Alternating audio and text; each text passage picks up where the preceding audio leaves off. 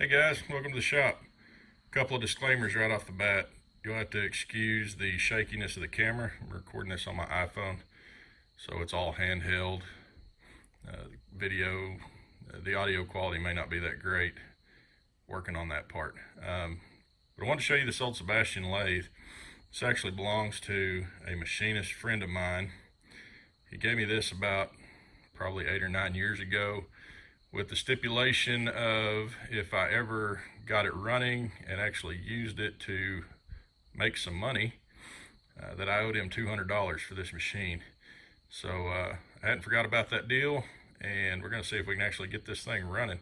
It's just been collecting dust, like most things. I brought it in, I started stripping it down right off the bat, got sidetracked. Next thing you know, it's 9 years later, and here we are. But anyway, this is it. I'm gonna walk you around a little bit, and you'll have to forgive all the mess in the background that you see because it's been quite a while since I've cleaned anything out here. Gearhead lathe, everything in the head seems to work pretty well. She turns pretty good. All the gears change well. I've actually taken the cover off of this thing before. It's been a long time ago, but pulled the cover, and everything inside looks really good on this machine. It's nice and clean. The oil looks great for how old this thing is. And I imagine it was just sitting in somebody's barn for a long time. But I've got all the parts that go to it. I have the quick change gears, the reversing gears that go over here on the end. It's pretty well complete. Just needs a little TLC, and hopefully this thing will make chips one more time. Wanted to see if we can actually make this motor turn. Figured first things first.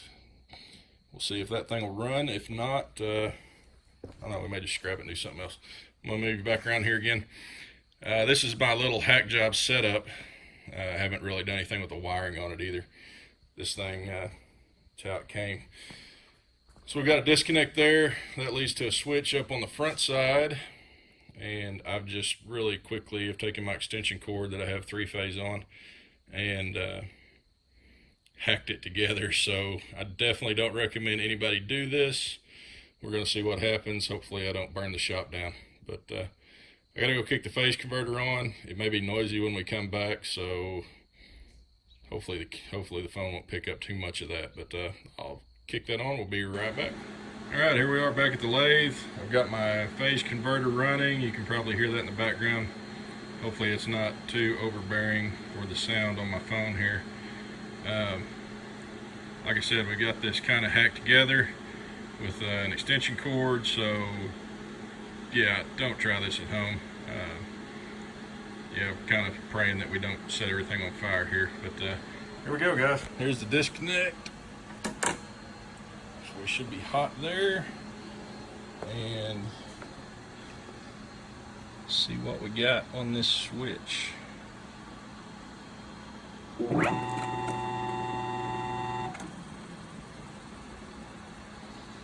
I don't know if you can catch the direction, maybe here when it slows down. So that's one way. All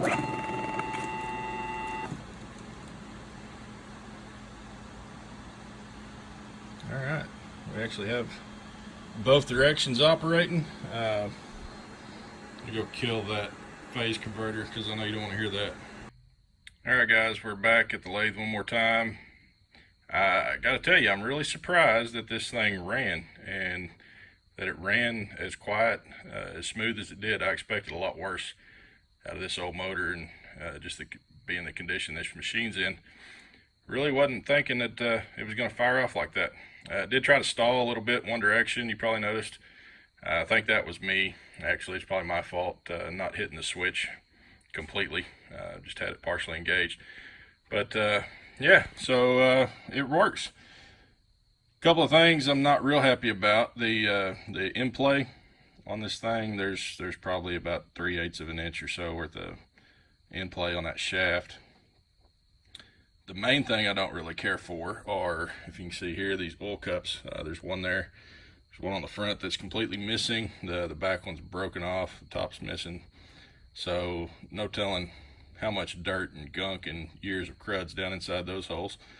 But yeah, we'll probably look for a different motor just because of that. I don't really want to tear this thing apart and try to clean it up or replace bearings or figure out why we got all that in play in the shaft. But anyway, surprised that it fired off like it did. That's all I got for now. We'll be back on this thing later. I appreciate you watching.